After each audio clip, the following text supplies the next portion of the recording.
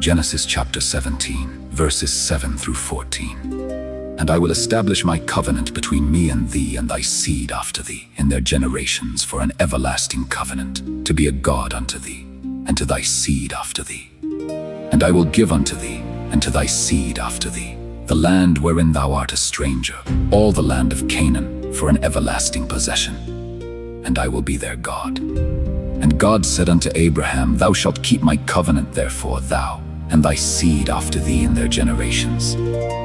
This is my covenant, which ye shall keep between me and you, and thy seed after thee. Every man child among you shall be circumcised, and ye shall circumcise the flesh of your foreskin, and it shall be a token of the covenant betwixt me and you. And he that is 8 days old shall be circumcised among you, every man child in your generations. He that is born in the house, or bought with money of any stranger which is not of thy seed, he that is born in thy house, and he that is bought with thy money, must needs be circumcised. And my covenant shall be in your flesh for an everlasting covenant. And the uncircumcised man-child, whose flesh of his foreskin is not circumcised, that soul shall be cut off from his people. He hath broken my covenant. Here is the continuance of the covenant, intimated in 3 things. 1. It is established, not to be altered nor revoked. It is fixed, it is ratified, it is made as firm as the divine power and truth can make it. 2. It is entailed, it is a covenant, not with Abraham only, then it would die with him, but with his seed after him, not only his seed after the flesh, but his spiritual seed. 3. It is everlasting in the evangelical sense and meaning of it. The covenant of grace is everlasting. It is from everlasting in the counsels of it, and to everlasting in the consequences of it. And the external administration of it is transmitted with the seal of it to the seed of believers, and the internal administration of it by the Spirit of Christ's seed in every age. The contents of the covenant. It is a covenant of promises, exceedingly great and precious promises. Here are 2, which indeed are all sufficient. 1. That God would be their God. Genesis chapter 17, verses 7 and 8. All the privileges of the covenant, all its joys and all its hopes are summed up in this. A man needs desire no more than this to make him happy. What God is himself, that he will be to his people. His wisdom theirs to guide and counsel them. His power theirs to protect and support them. His goodness theirs to supply and comfort them. What faithful worshippers can expect from the God they serve, believers shall find in God as theirs. This is enough, yet not all. 2. That Canaan should be their everlasting possession. Verse 8. God had before promised this land to Abraham and his seed.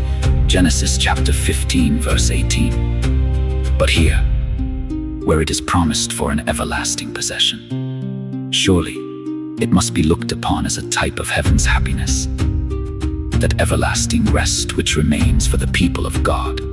Hebrews chapter 4, verse 9. This is that better country, to which Abraham had an eye, and the grant of which was that which answered to the vast extent and compass of that promise, that God would be to them a God, so that, if God had not prepared and designed this, he would have been ashamed to be called their God. Hebrews chapter 11, verse 16. As the land of Canaan was secured to the seed of Abraham according to the flesh, so heaven is secured to all his spiritual seed by a covenant and for a possession, truly everlasting. The offer of this eternal life is made in the Word and confirmed by the sacraments to all that are under the external administration of the covenant. And the earnest of it is given to all believers. Ephesians chapter 1, verse 14. Canaan is here said to be the land wherein Abraham was a stranger. And the heavenly Canaan is a land to which we are strangers. For it does not yet appear what we shall be.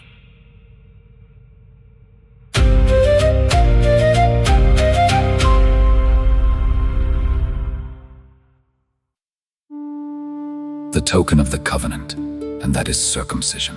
for the sake of which the covenant is itself called the covenant of circumcision. Acts chapter 7 verse 8. It is here said to be the covenant which Abraham and his seed must keep as a copy or counterpart. Genesis chapter 17 verses 9 and 10. It is called a sign and seal. Romans chapter 4 verse 11. For it was 1. A confirmation to Abraham and his seed of those promises which were God's part of the covenant, assuring them that they should be fulfilled, that in due time Canaan would be theirs. And the continuance of this ordinance, after Canaan was theirs, intimates that these promises looked further to another Canaan, which they must still be in expectation of. See Hebrews chapter 4 verse 8. 2. An obligation upon Abraham and his seed to that duty which was their part of the covenant, not only to the duty of accepting the covenant and consenting to it, and putting away the corruption of the flesh, which were more immediately and primarily signified by circumcision, but, in general, to the observance of all God's commands, as they should at any time hereafter be intimated and made known to them. For circumcision made men debtors to do the whole law. Galatians chapter 5 verse 3. Those who will have God to be to them a God must consent and resolve to be to him a people. Now, circumcision was a bloody ordinance, for all things by the law were purged with blood. Hebrews chapter 9 verse 22. See Exodus chapter 24 verse 8. But the blood of Christ being shed, all bloody ordinances are now abolished. Circumcision therefore gives way to baptism. It was peculiar to the males, though the women were also included in the covenant, for the man is the head of the woman in our kingdom. The oath of allegiance is required only from men. Some think that the blood of the males only was shed in circumcision because respect was had in it to Jesus Christ and his blood. It was the flesh of the foreskin that was to be cut off, because it is by ordinary generation that sin is propagated, and with an eye to the promised seed who was to come from the loins of Abraham, Christ having not yet offered himself to us. God would have man to enter into covenant by the offering of some part of his own body, and no part could be better spared. It is a secret part of the body, for the true circumcision is that of the heart. This honor God put upon an uncomely part. 1 Corinthians chapter 12 verses 23 and 24. The ordinance was to be administered to children when they were 8 days old, and not sooner, that they might gather some strength to be able to undergo the pain of it, and that at least one Sabbath might pass over them. The children of the strangers, of whom the master of the family was the true domestic owner, were to be circumcised. Genesis chapter 17 verses 12 and 13, which looked favorably upon the Gentiles, who should in due time be brought into the family of Abraham by faith. See Galatians chapter 3 verse 14. The religious observance of this institution was required under a very severe penalty. Verse 14. The contempt of circumcision was a contempt of the covenant. If the parents did not circumcise their children, it was at their peril, as in the case of Moses. Exodus chapter 4 verses 24 and 25. With respect to those that were not circumcised in their infancy, if, when they grew up, they did not themselves come under this ordinance, God would surely reckon with them.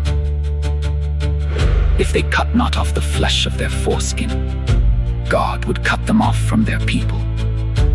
It is a dangerous thing to make light of divine institutions and to live in the neglect of them.